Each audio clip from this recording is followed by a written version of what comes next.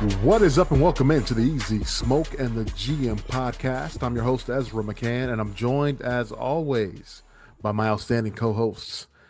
He's a Chicago publicly legend. He's a Simeon legend. He's a Grambling State legend. He played second base for the Tigers. Back in the day, he was all SWAC. He is none other than Brandon Williams, a.k.a. Coach Smoke. And we got the NFL draft, our analyst, but he's also an expert. He's an NFL enthusiast. It's his favorite time of the year. He is Glenn Morgan, our GM, and we are back. It's been a few weeks here, so glad to be with you guys. How you guys doing today? Doing good. Doing good. Doing all right. I did as well as my bowling teammate Brandon. I mean, that guy's on a streak, man. That dude's averaging he's throwing a 270 plus each week. 300 2 weeks ago, 279 today, 277 last week. Throwing 700 series like it's nothing. And as I say that, bowling, we haven't been on for a couple of weeks, and I was reminded by one of our earnest fans, Miss Teresa Thompson. Mrs. Teresa Thompson. Teresa, I told you we get to it tonight. We get to it tonight. You can take the foot off my neck. I'm following through. Here we are. So yeah, we back and glad to be back, and let's get to it. Yes, sir. Coach Smoke, Simeon begins the baseball season this week. First official practice tomorrow, tryout / practice tomorrow. First game is March 19th. All right. Season is here. Outstanding, for you. Man. With your tryouts, because of like potential weather, to see what these guys can really do, is it still outside, even though they might have to wear a little extra clothing, or is it more inside drills, or a combination? Man, I'm gonna give you the real. Anybody that show up likely will be on the team, unless I get more. Now I say that I'm showing up. I don't know what time tryouts. I still got eligibility. I say that though with the mindset that now, if I run into a case where more show up than the amount of uniforms I got, then okay, I got to truly conduct a tryout. So, hey, I remember back, man. I don't know about Smoke when you know, obviously with what you guys are doing now, but man, when I played in high school, and this was at two schools. Well, wait.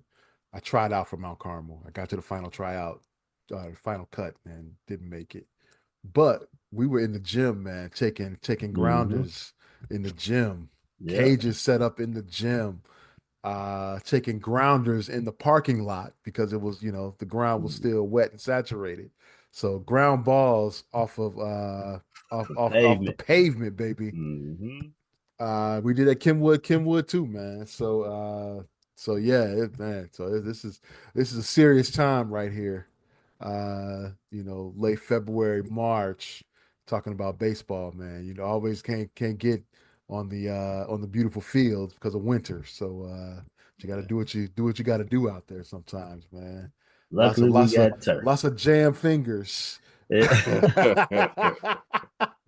Taking grounders out there, man. So luckily we got turf, so we likely will be outside tomorrow. But so we didn't have that. We didn't have that luxury, man. But I guess my boys are getting it now.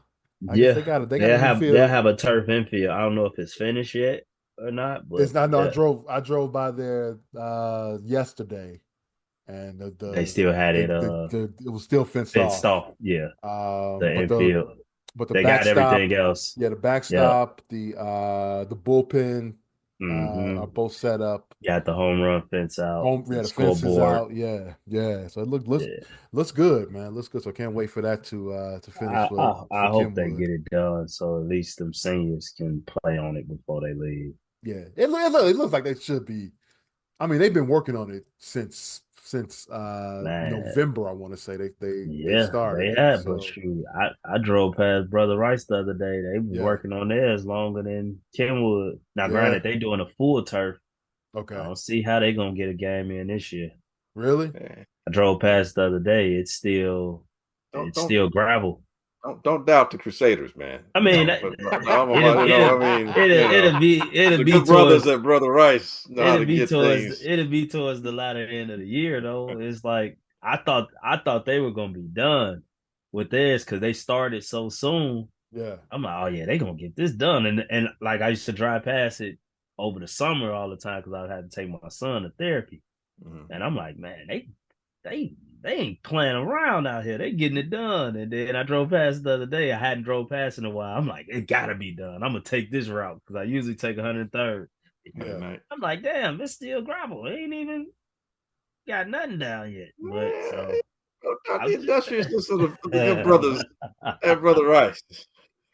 I just thought about this, and I know we'll get to our topics in a sec. Uh, Being a turf and grass combo, Mhm. what do you spike wise? What do you do? Outfielders wear Yeah. spikes. Okay. Infielders wear turf.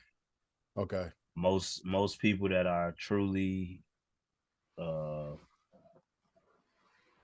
truly stickler about it, they make everyone wear either Okay. molded cleats, even in the outfield, because realistically, who's about to just continue to switch their shoes when they come up to hit every Right. time? Right. So most time guys just wear molded Okay. uh in the outfield, even with with a turf infield, because it's just too much to switch. Because some people, like some most stuff like that, it came in tournaments we were in, and you had tournament directors like trying to kick kids out of games because they come up to the plate Plate with with spikes. spikes on. Yeah.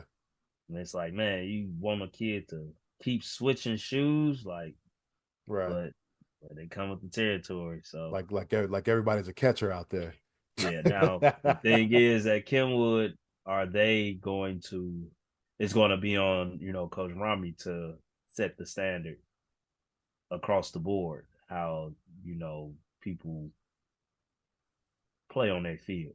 Right. I know at one point with Simeon back when they first got it, people were wearing spikes, and that was the problem with our mound. It had holes in it because people were Yeah. wearing spikes. So we end up getting a like a little piece of turf to like a long little landing pad of turf to put on our mound, and we stress that you gotta wear turf to mold it. You cannot wear spikes. So, and we full turf. So Okay. why are you wearing spikes anyway? Anyway, right. All right. So let's get to it, fellas. Let's start with the Bears, and this is Combine Week. I think they finish up uh, early this week, right? I think offensive linemen and defensive linemen get their shot this week, No, they did it already. but they already went. Yeah, offensive line and defensive line. Oh, Yeah. okay. Oh yeah. So we're done then. Yeah. See, what do I know? I think the defensive. I think safeties were the last ones today. Okay. So first thing is the Bears aren't the talk of of the off season like they have been the last 2 years, having the number one pick in their grasp. So so I don't know if that's a good thing um, or Yeah, not. it should be a good thing. It means you don't suck completely. But we did suck though. We only won 5 games this year. I said completely. I didn't say we didn't suck. I just said we don't suck completely. I would rather have the number one pick again. I don't know. You know Well, that was something that could have happened with that pick last year, but we don't. We're not gonna talk about the past.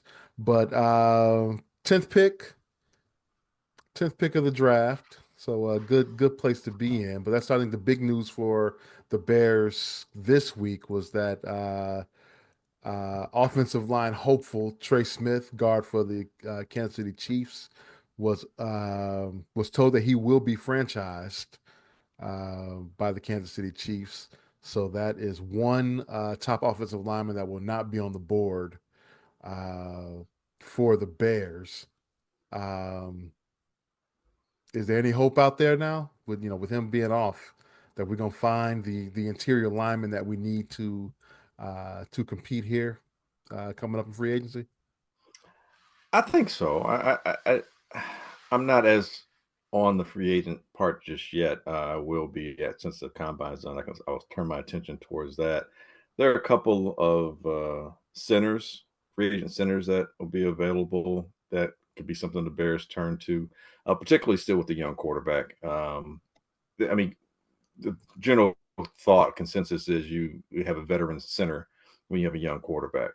Even though Caleb is going to his second season, he's still a young quarterback, and it's a whole new system.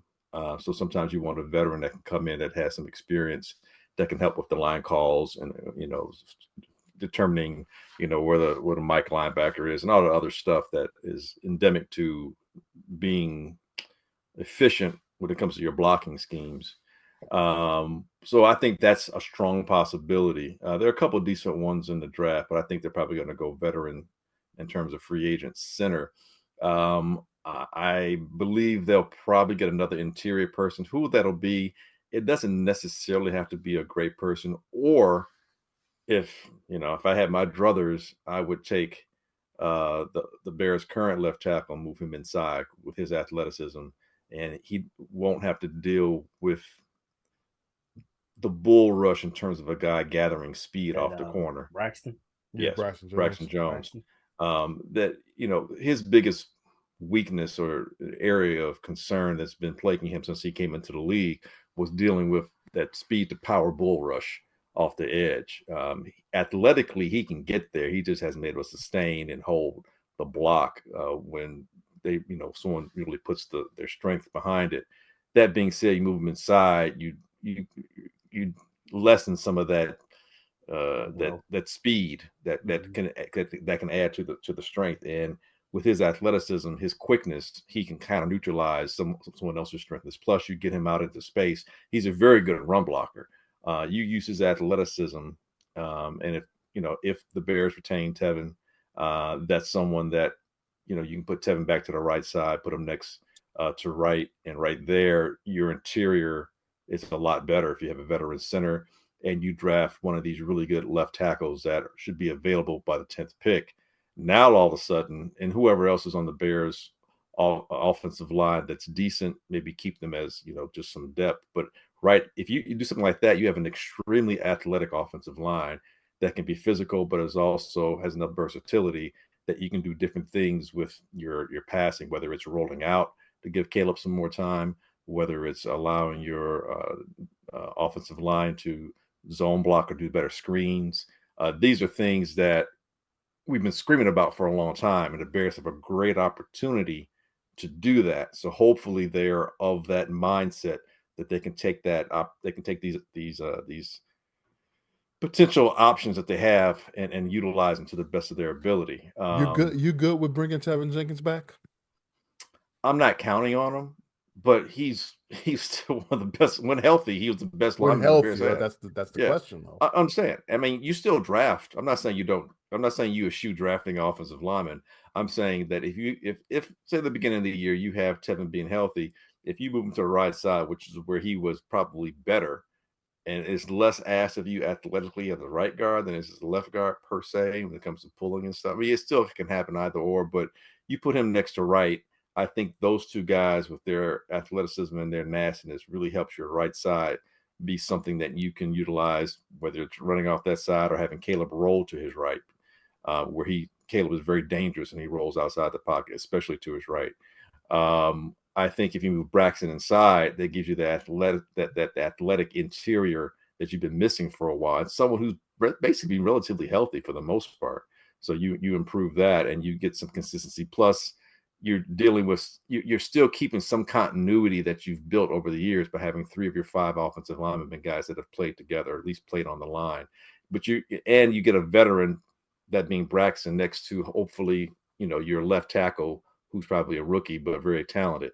So that helps him out a little bit as well. And you just get a solid center. I think you can have, a very serviceable, if not, not average to good line going forward, that one that can get better, especially with Ben Johnson and the way that he's been able to scheme things up. And based on how else the Bears fortify themselves with their skill players, you can have a very explosive offensive line that helps your offense overall be that much more explosive with the skill players, because the quarterback will have time to throw the ball, and the skill guys have time to actually get into their routes and get out of their routes, and get open. So yeah, I think the key for the Bears is to get an athletic line, and one that gives you that versatility of movement, and so they're not so static and not trying to be like a power. That maybe if you want to develop into a power running offense, maybe you do that over time. But I think right now you need to go with athleticism. And if you look at the guys that are coming out in this draft, a lot of these offensive linemen are extremely athletic this year. So speaking of those offensive linemen, the Bears, like I said, at 10. Yeah. So you're hoping that you're going to get at least one of the two best linemen on the board. Mm-hmm. And those would be was the guy from LSU. Well, Will Campbell. Will Campbell, yeah. I think Will, he's athletic. He's got good quickness, especially side to side lateral agility,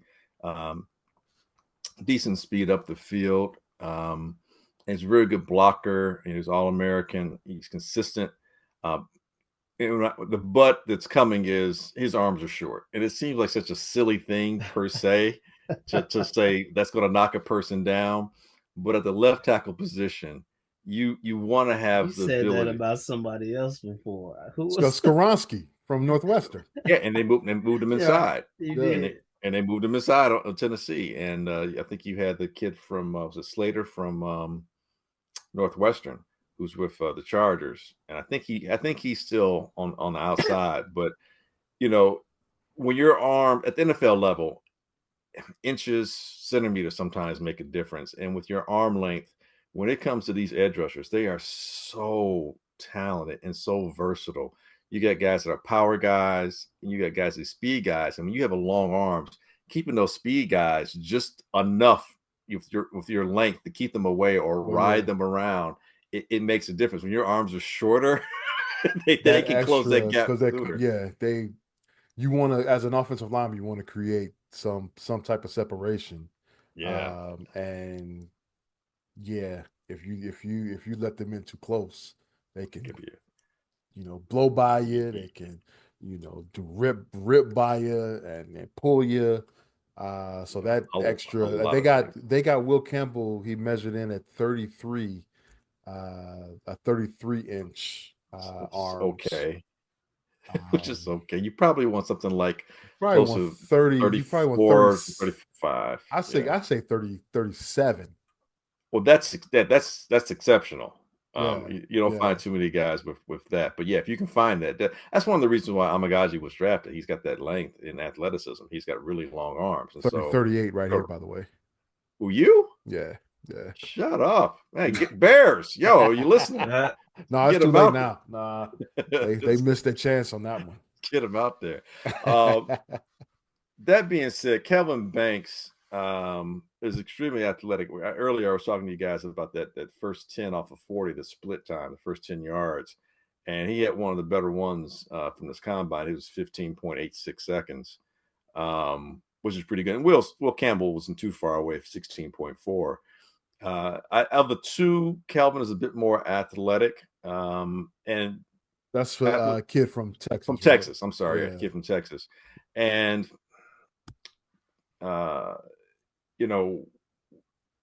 what our general manager's done, he tends to lean into the more athletic offensive lineman, whatever the reason or reasons may be. And I get it. I do. It's part of the reason why Braxton was drafted, part of the reason why, a right tackle was drafted, part of the reason why Karan Amagaji was drafted, because of athleticism. So if you go by his history, someone like Kelvin Banks really appeals to him. But I'll give you a name, someone that might move up and could be there at 10. He arguably might be the first offensive lineman taken off the draft board. And if that kind of rumor mill gets going, the Bears might want to move, potentially sooner if they can. I don't know if they want to move up or not. But Armand Nimbo out of Missouri. He's 6'4.5", 332. So he's bigger between Will Campbell and Kelvin Banks. Both of those guys are like 6'5", 6'6", 315, 320. This guy's a little bit shorter, but a lot heavier, but he's a lot more powerful. And you're talking about us being concerned so much about how Braxton was taken advantage of by power rushers. Mimbo, that would not happen to him at all. And his arm length is a little bit longer than those guys as well. Extremely athletic, can get after it. And sometimes when you're not the number one or number two guy, you're the other guy that has to like prove it. Sometimes, you know, you have that chip on your shoulder, like I should have been the first guy taken. So a guy like him, I can see being there, and I wouldn't be upset at all if the Bears took him. You're cracking up. What's up? No, I'm He was sneezing. having My, some Oh, yeah. okay. my nose Oh, my is. bad. I was like, I'm I'm trying to sorry, make man. sure. No, I'm I trying to the make guys from sure it don't Missouri, I mean, they're not bad. affect the pod. I'm trying to make sure I'm quiet as ever doing it, but There's some other guys I'm moving up to. I think the Bears, if they're getting a tackle, they definitely want to lean towards the left tackle. I mean, Wright's going to be our right tackle, so I don't think they're going to move off of that. Josh Simmons out of Ohio State, again, extremely athletic, a guy who had an injury, however, and so he didn't finish. I think he maybe missed the last 6-7 games, including the playoffs, maybe the last 8 games. So we're going to see what he does at his pro day. He didn't really do much at the combine, but here's a guy who is extremely athletic as well. Can get after it. Very cerebral. I like his approach to the game. Someone who has very good recall. Someone who can be a leader on the offensive line. That's the kind of person you don't mind having in the locker room and on your offensive line, as far as being that person who's going to hold himself and everyone else accountable. And someone like him may drop a little bit because of the injury, but we're talking pick 10. I think those 3 guys I mentioned, Campbell, Banks, and Mimbo out of Missouri, I think one of those 3 should be the Bears' first pick at 10. That being said, if for some strange, weird reason Abdul Carter were to fall, then, you know, screw what I just said and you jump all over it and take that guy. But I don't think that's going to be the case. I think if I'm Cleveland, if I'm the Cleveland Browns, and as much as Myles Garrett has said he wanted to trade, as much as they should probably do right because he suffered in Cleveland, there's 31 other teams that would take Myles Garrett. I think you can get, if you're the Browns, you can get a haul. And seeing as how they're still underfoot with Watson's contract, getting Abdul Carter, because when you talk about contracts and those who get paid, and NFL is one of, it's really weird out of all the professional sports. They're the one with pay by position, not necessarily how if you're the best player. So quarterbacks, and we've seen a lot of bad quarterbacks still take the bulk of the money off of a team. Quarterback's the highest paid position, and then generally now it's wide receiver and or that exceptional edge rusher. The receiver, edge rusher are like 2 and 3, 3 and 2, respectively. So you getting Abdul Carter, if you're the Browns, gives you that flexibility. We talk about the rookie contract for quarterbacks. Same thing could be said for a wide receiver, or in this case, an edge rusher, because I'm not saying he's Myles Garrett, but you are replacing that same position with an exceptional athlete. And then it still gives you the flexibility to with the draft picks you would get by trading Myles Garrett to address your quarterback position. You think they can get the first pick of the draft for Myles Garrett? No. You get a first rounder for Myles Garrett for this year. Well, yeah, I think you can get, but I don't think it'll be no early first round pick. No, they don't. They got the second pick overall. So the Browns do. Oh, yeah, they got the second pick overall. That's what I'm saying. They can get Abdul Carter. About that. I didn't even think about that. That's what I'm saying. Like, the chances are for him falling to the Bears may not happen, especially if the Browns trade Garrett. But I don't know why I was thinking the Browns were further down in the draft. You're right. They have the number 2 pick. You're right.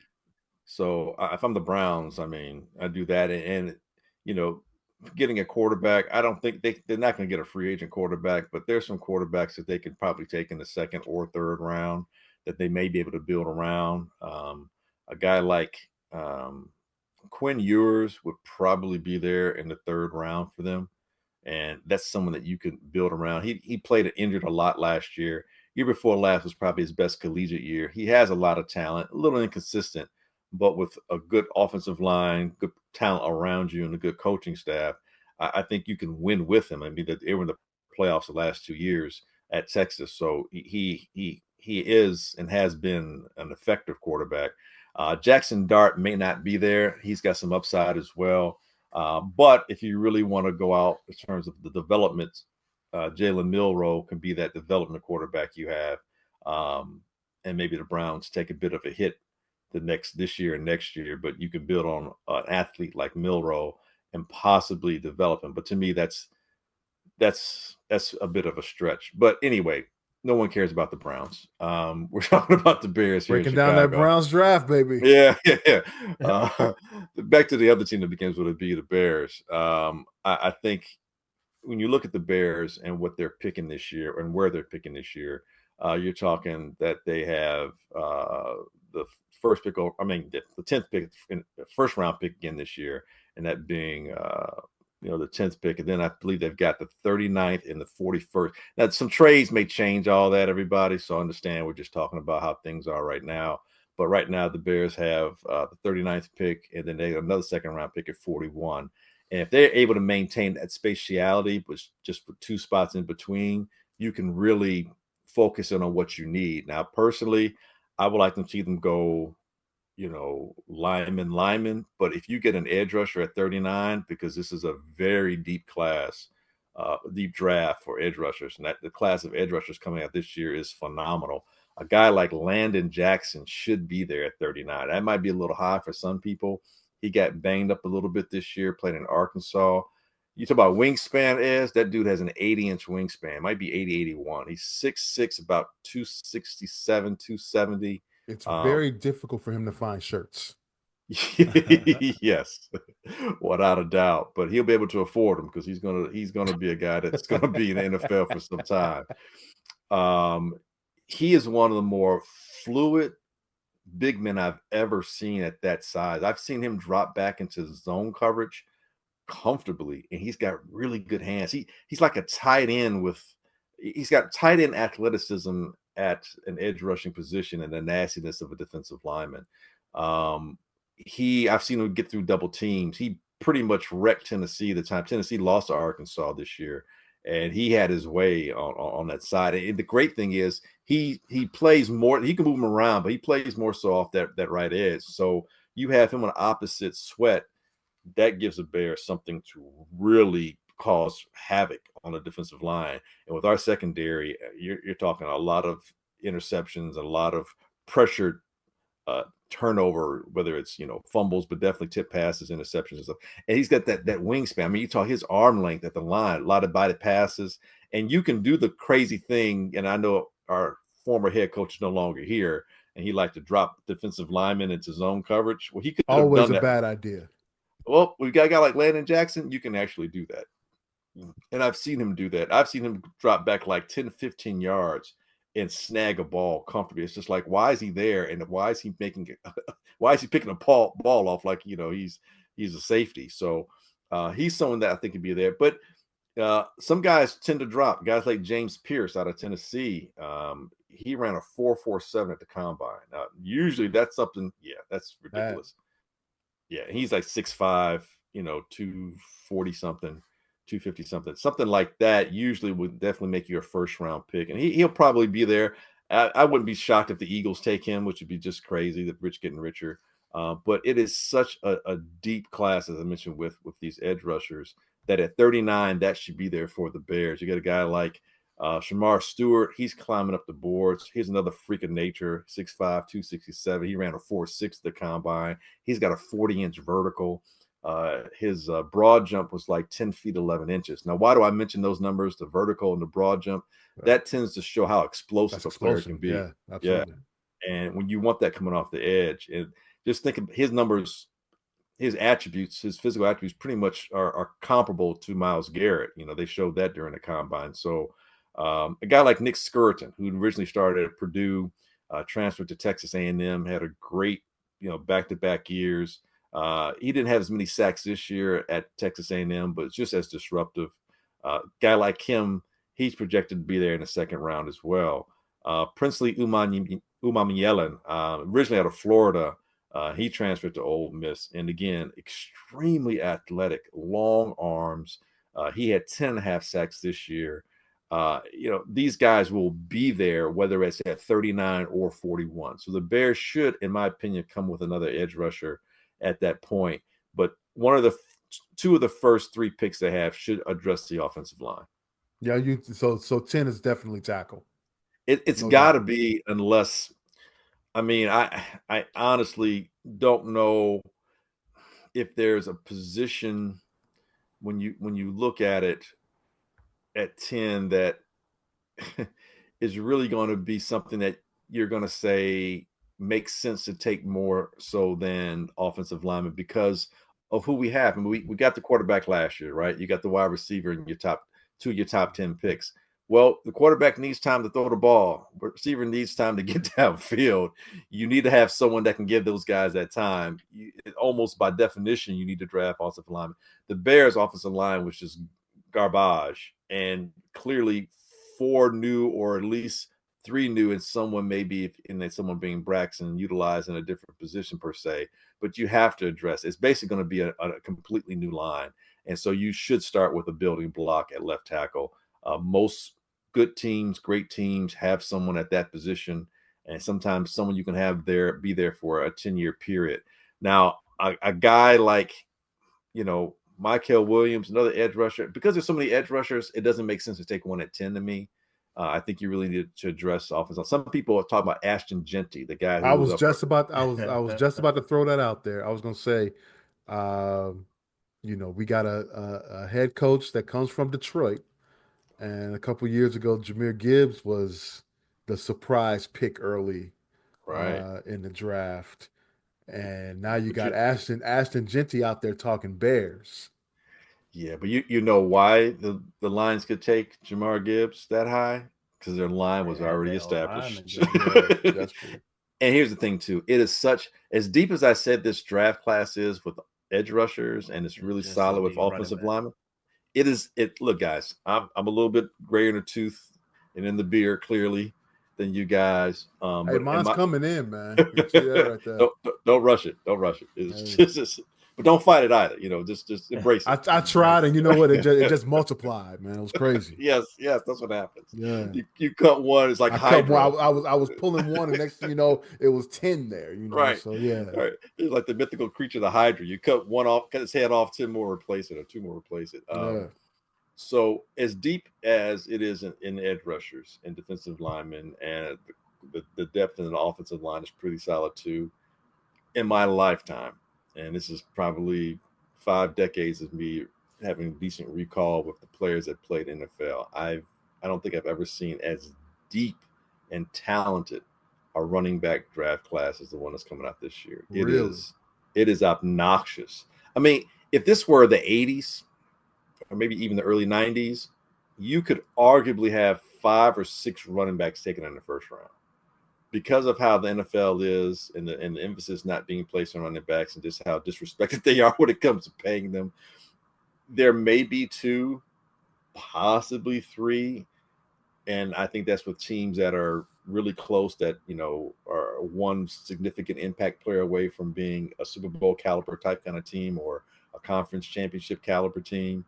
That being said, you don't take Ashton Genty because, I don't know, you could take Trevor Etienne, in the 5th round. You can take Devin Neal, who's got like 4.4 speed and catch the ball, who's 5'11", 213 in the 5th or 6th round.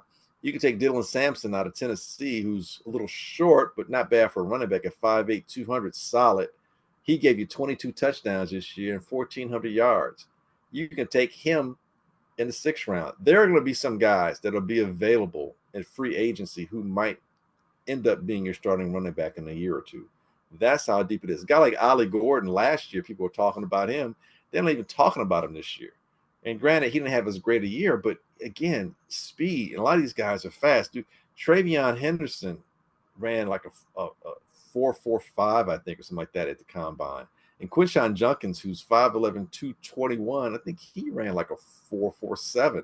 I mean, both those guys played on Ohio State's national championship team, and both those guys can catch the ball at the backfield. That's the other thing too. So many of these guys, because they understand the longevity and versatility the longevity, that versatility will allow them as a running back. So if you can catch the ball, you can stay in the NFL a little bit longer. If you can catch the ball, maybe not taking as many hits running through the offensive line. You know what I'm saying? You're not getting hit as often.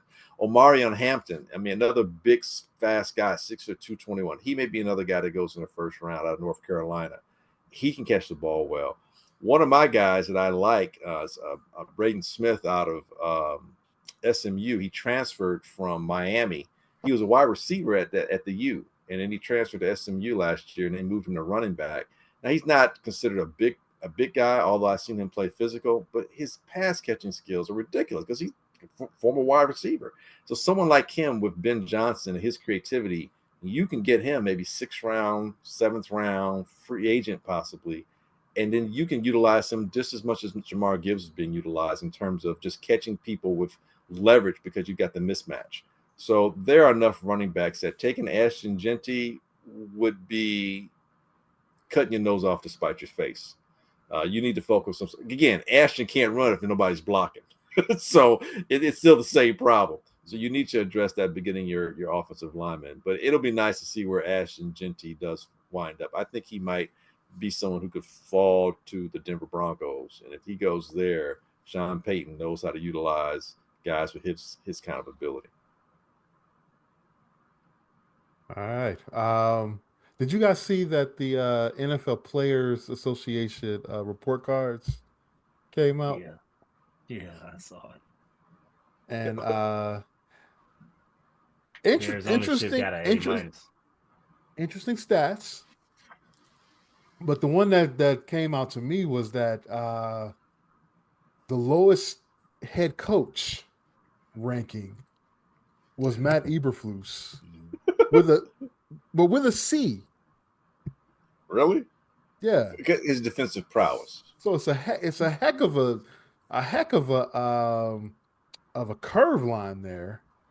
If a C gets you, last place. But clearly he there wasn't was even the first coach fired. Yeah. He's the first head coach fired, wasn't he? No. Oh no, the Raiders. Raiders, yeah. And right. And Jets. That's right. Saleh left early. Oh yeah. No, but Raiders. Pierce lasted the year. It was just Saleh. It was just yeah. Oh, I'm thinking last year. I'm thinking Josh McDaniels. Yeah, it was just I'm thinking last year. It was just Saleh. Right. All right, but here's an interesting one with the Bears ownership. Ownership A-. A-. Yeah, that sounds like they know some people. The one that was funny to me though is they had I guess how you treat family. They C plus 19. I didn't look at the Bears. I just saw the fact that like Jacksonville had like an F- or some shit like F-? that. Jesus. Like damn, they must be telling families get That the must hell out of here. That means that the players' family seats are in in the heat 600 level. 600 level in Jacksonville. facing the sun. Yeah. For the afternoon game. That's crazy. Well, no. Cincinnati, F-. They had right. I knew somebody. I know Jacksonville got an F, but I knew somebody had an F-. I didn't even know F- was a thing. Oh yeah, I got one of those at Tennessee. Yeah. Actually, not one. It was a couple on there. Yeah, different story. But yeah, the Bears. I told you guys about the Bears facility. How they just updated that, and locker rooms A-, training room B+, training staff they got a B, weight room is an A. So like a grade A organization, don't so the only thing that man, it was the head just coach. Can't win. Everything's on the head coach. That's the issue. They just can't win. They've generated what? Who did this vote? So I'm telling you, I know I predicted a 12-win season for the Bears this past season. It's coming now. Don't do it. It's coming now. Don't do it. I don't even know what the schedule looks like. Don't do it. Because the head coach, the 32nd ranked head coach is gone. I know what you're doing, man. You're conflating. You're combining last two seasons. 7 wins and 5 wins. That's where you come up with that number 12. That's the only thing that makes sense. 12. That's the magic number, man. Oh my God. That's the magic number. Hey, let's talk some Bulls real quick, man. So they got Zach out of town, but then decided not to do anything else in the trade deadline. Yeah, I'm still trying to figure out why our center's still And here. then Arturas Karnisovas comes to speaks to the media and says that they're gunning for a playoff spot. Why? Unbelievable. Why? I don't understand that. And it looks like they actually I are was looking just for a about to say, play-in. it looks like that's what they're doing. Yeah, because I other think teams last I saw realize they're two games up on in the 10th spot for the play-in tournament. which is our And this is can't play without the Bulls. they play against the teams that are in their path, you know, as we talk about, you know, getting into the lottery. They beat Philly by 40. All right. Toronto comes to town, another team that's in the way there, and they come back in overtime and beat Toronto. So they're trying to get to this damn play-in game, and I'm like, why? Why? Because it's experience. You can't account for what it does for a team But and this growth. you need talent right now. Dude, you seen That's the what we don't talent. have. That's what you're doing. You are cultivating and getting these players to play so that the talent can develop. This is the developmental stage right now. And if you can develop talent and make the playoffs, oh, that's a win-win, guys. I don't believe any of this. And now, wait. Vooch has been out. Io's out for the season now. Oh, But they're still winning, man. Now they did lose today in Indy, but they played they played pretty well.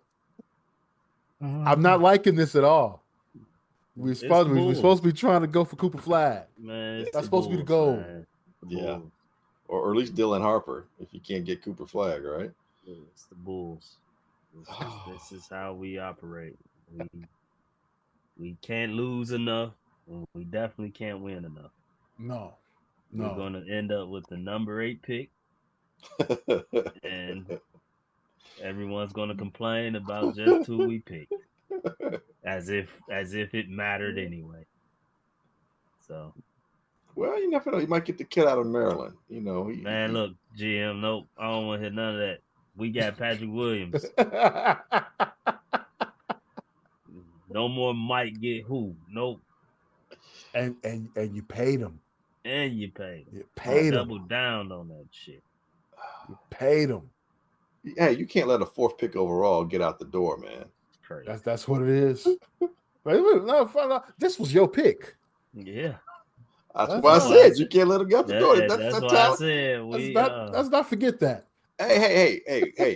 In all seriousness, now you look at the guys the Bulls picked who got out the door. They got away from Chicago. What happens? They turned out to be pretty good players.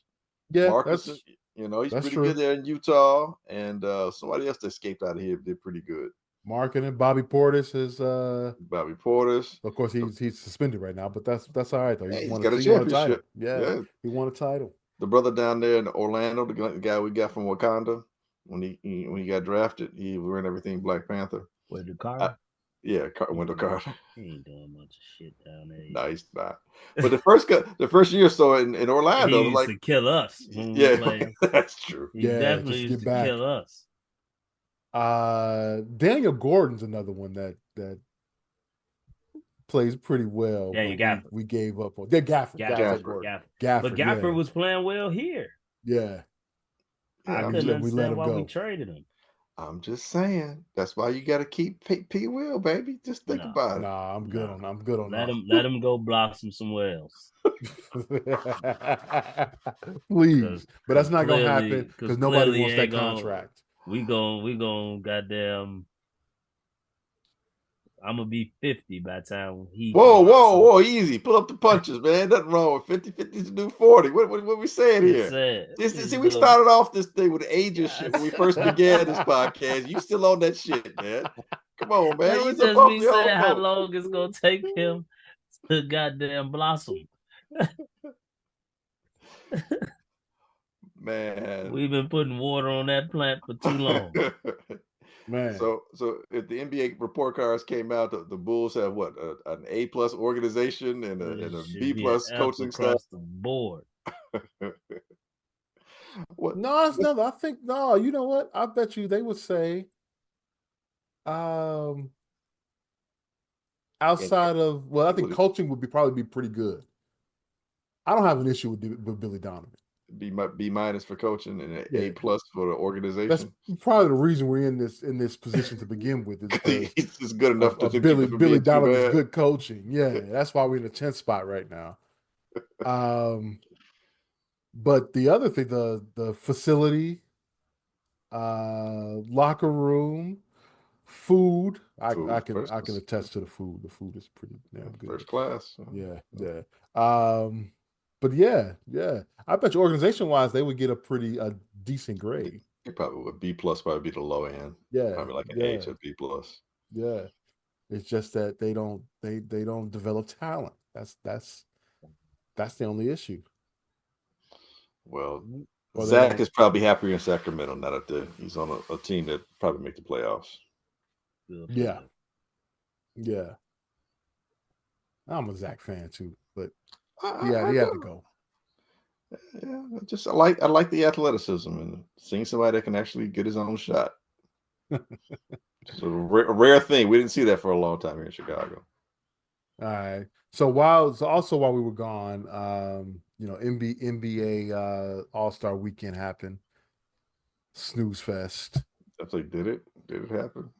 Man. Snooze Did the fest. tree fall and anyone notice? The dunk And contest was interesting. I mean, now that you have professional dunkers, not NBA players, but just professional dunkers come in. You have a because you have a you have a professional dunker. yeah. Oh, We dunker. ain't Yeah, got to dunkers yet. yeah, that's true. We But got a hey, sideshow right now. Until they bring more of him in, he's a right. sideshow. but an entertaining sideshow nonetheless. I'm just saying, bring somebody in to compete with him. Yeah, why not? At this point, don't even have NBA players do it. Just have these Yeah, guys Yeah, who I've are said really that before. hungry. Yeah. Yeah. you're gonna just keep Just let bringing real him dunkers back. come in. You're just gonna keep bringing the same one back. Like, come on, man. Well, he's got to defend his Then titles, man. I'm just saying, like, I don't know bring why they don't. somebody else Why is back. he not on the Bring. Orlando Magic roster? No, he's terrible. He's trash. he was He he's can't the play. G League MVP. He's trash. He's Harold Miner. He's a Caucasian Harold Miner. He's trash. Oh He just man. dunk. That's it.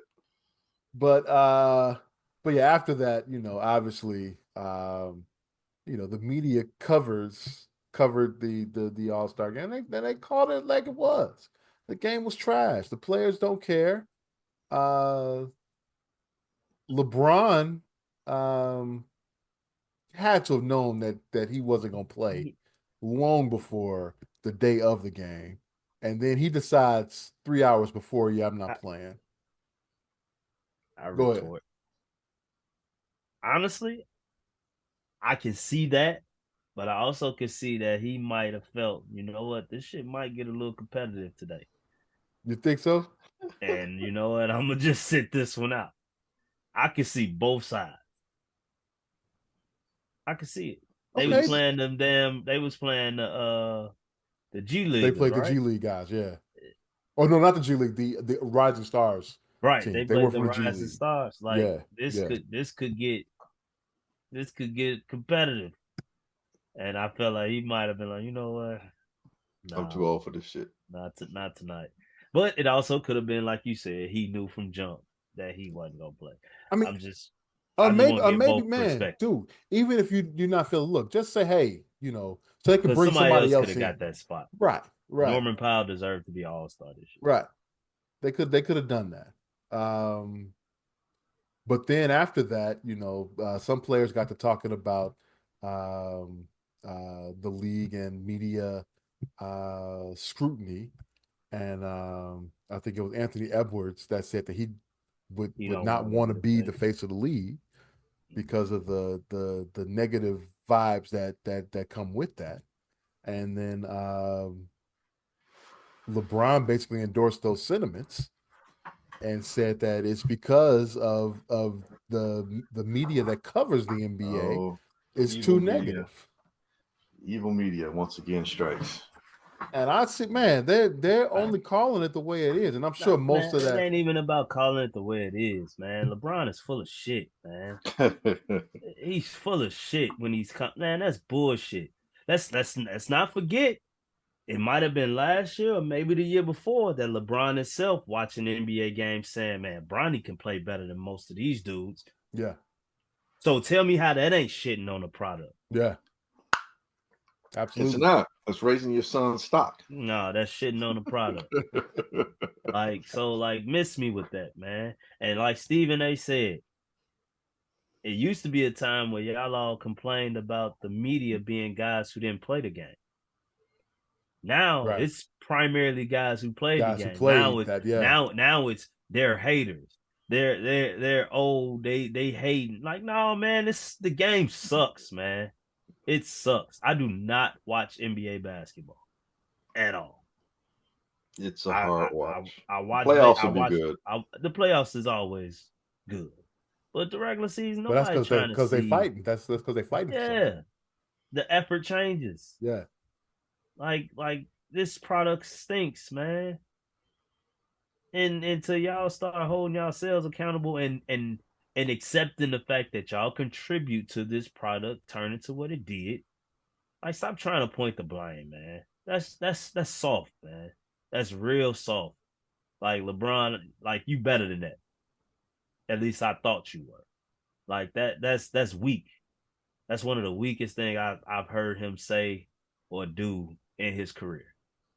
To put the blame on the media for calling out the product as they should.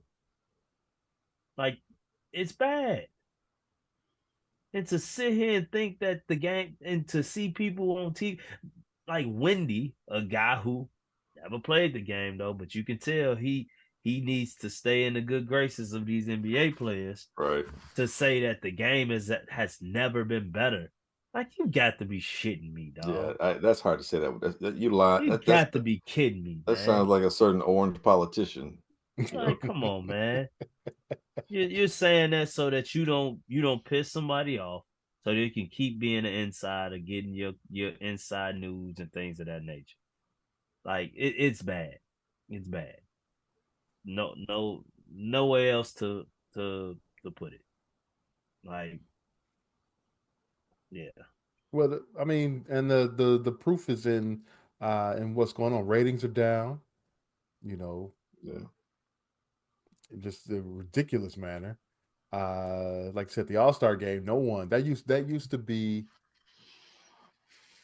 something Must that see the TV. fans look forward to, must see, appointment watching.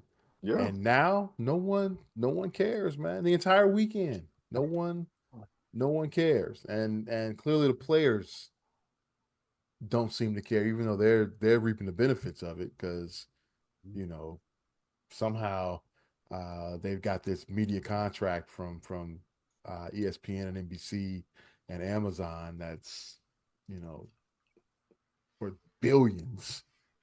And yeah, they're reaping the benefits, but don't care what the product is, each and every night on the court. So I agree with you guys 100%. I think where the NBA benefits is that globally, Yes. globally it does better. I think here in the States, people are calling the product out for what it is and what it's lacking. I think globally it has a bit more of an appeal because the We have more Europeanization. global superstars now. Right. The Europeanization of the NBA, not just in its players, but also in the style, is more conducive to that style outside of American basketball that we grew up knowing. And so I think the NBA benefits more on a global level scale. Kind of like, an American made movie might do better overseas than it does here in the States. You know what I'm saying? So that's kind of the product. The NBA it purport, whereas opposed to football, American football, yeah, it has a global appeal from the Super Bowl, but here in the States, it's king. And it's king because of, its style, blah, blah, blah, blah, blah. The NBA, they benefit from having that overseas, that the globalization of its league. And I don't think the NBA sees any reason to change anything. And so I don't see it changing its style or changing how it goes about doing its business in terms of how the players play, either in the way that they play on the court or the type of players that are being brought into the league and where they're being brought in from. So I don't know. I don't know the evolution of where this game is going to go. It's crazy because I look now at the WNBA and I'm like, they don't have the athleticism, obviously, but in terms of seeing post play actually be a part of the game in significant aspect, it's like, man, it's nice to see that. I see some of this year's college basketball where I'm starting to see the center kind of, especially in the Big Ten, you're seeing some teams with some interior play, and they're taking advantage because so much of the game has been perimeter that middle is wide open. So you get a few big guys in there, you can do some damage and be consistent with it, and you don't have the pushback like you used to because you don't have as many players. So you're seeing some mid-range game coming back a little bit to the NCAA game, and I'll be curious to see when the tournament rolls around or these conference championships, which is just right around the corner because we've entered the month of March, and March Madness, as far as the game plays, just a couple of weeks away.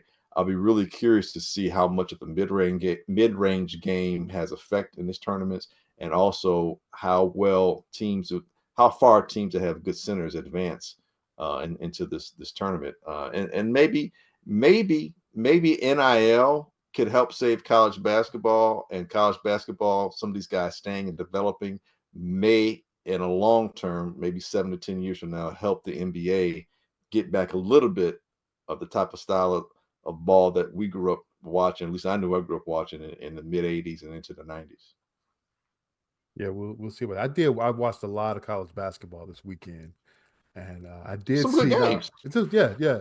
Um, I told you guys I watched the Auburn Kentucky game until there were technical difficulties, but uh, Auburn is pretty damn good. Mhm, They play really good defense. They got really good wing defenders.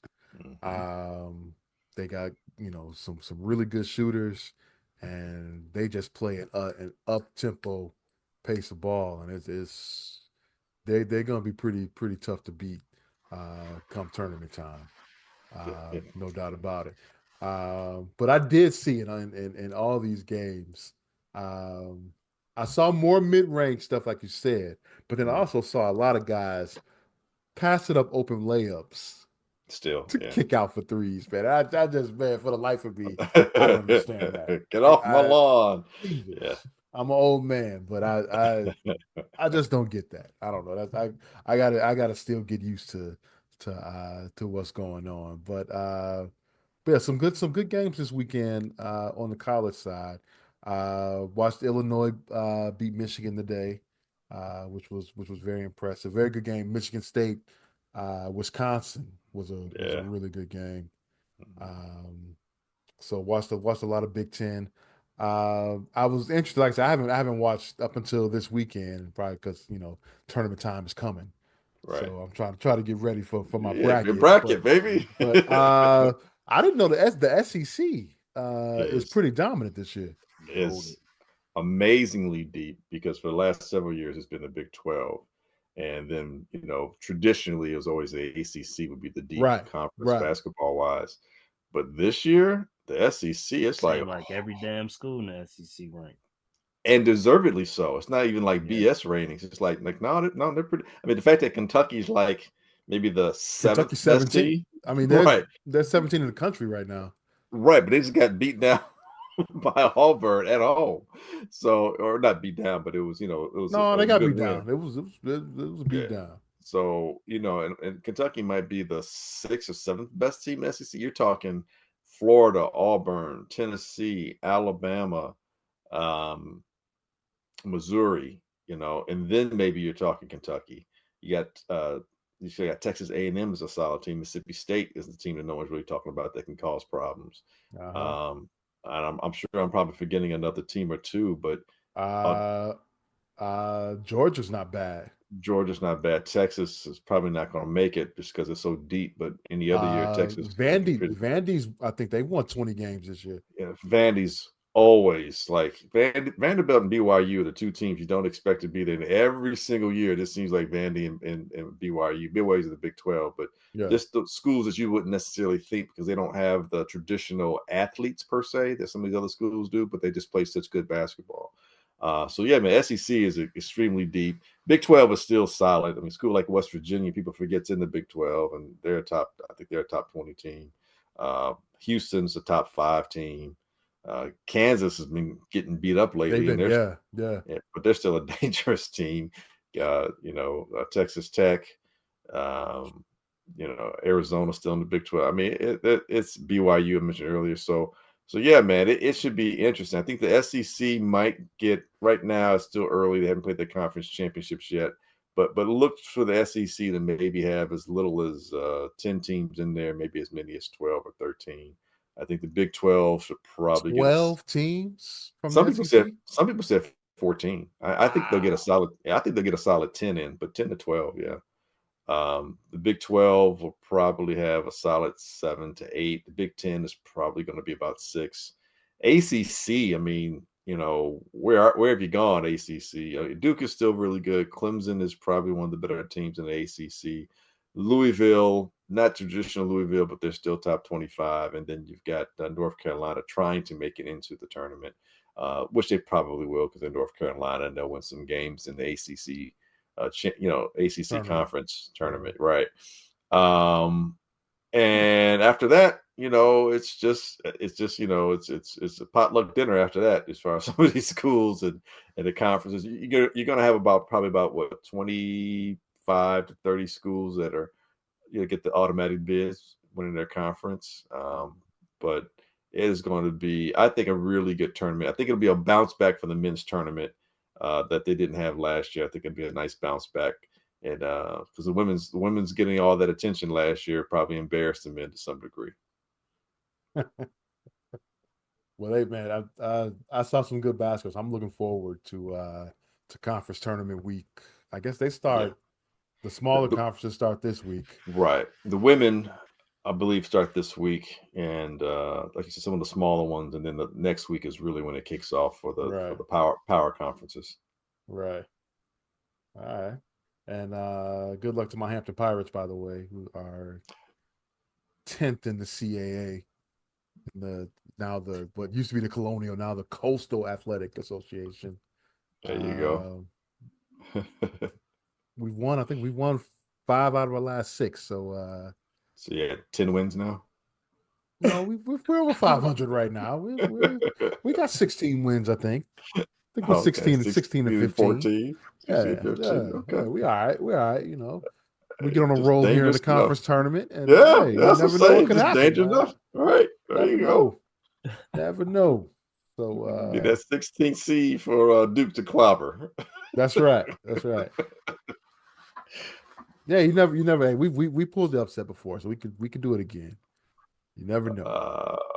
Yeah, not this year's Duke team. You never know. Um, Before we get out of here, Coach Smoke, um, you were on podcast today, man. Yeah. Just want to get the mentions out there. Uh, you were on the Chicagoland Baseball Chronicles.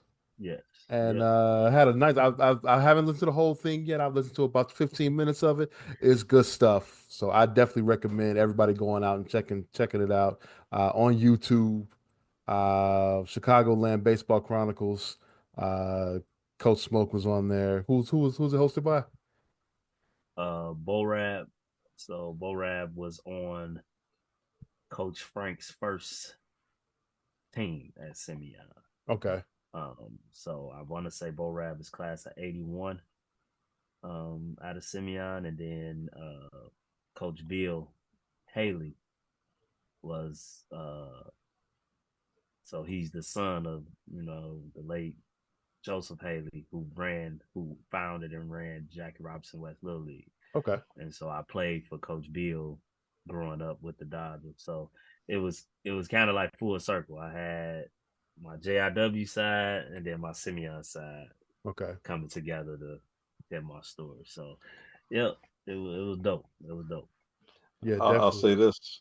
I was able to listen to a little bit more of the podcast, and it definitely is a good listen. If you guys want to find out about little smoke, with the fro and the hat sitting on the head like that, and the hair on the outside, and taking grounders, and yeah, how his the description of his first hit is just in of itself worth to listen to. So, a good podcast.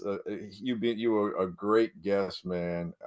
Good descriptive storytelling. You put the people there; they can see through your eyes what you experience and see your trajectory. And you give a nice timeline. And they do a great job of allowing you to share, some of your story and something that I hope people get a chance to listen to and be able to just say, hey, realize it takes more than just a notion. It doesn't happen overnight. The process is real, but the process can be rewarding in the end. Yeah, appreciate that. Appreciate that. Yes, sir. So definitely check that out.